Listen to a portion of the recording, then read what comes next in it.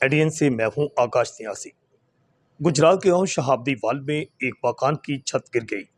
डिंगा road पर वाक़ गांव शहाबदीवाल में इंटू के बट्टा पर काम करने वाले मजदूरों की छत गिर गई। मलबा तले दबकर मियां बीवी शदीद जख्मी हो गए। 68 साल मंजूर वल्लालहा और उसकी 60 साल बीवी फातिमा मंजूर मलबा तले दबकर शदीद जख्मी हुए। इतला मिलते ही रेस्क्यू टीम मौका पर पहुंची और जख्मियों को अस्पताल दाखिल करवा दिया।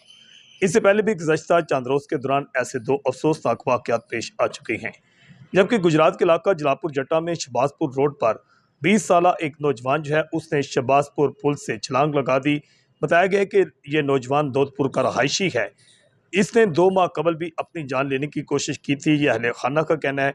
पुलिस को जो मतवफ़ी नौजवान है उसकी मोटरसाइकिल और जूते मिल गए, ताहम मतवफ़ी नौजवान जो है उसकी नाश तलाश की जा रही है। एडीएन से मैं हूँ आकाश नियाज़ी।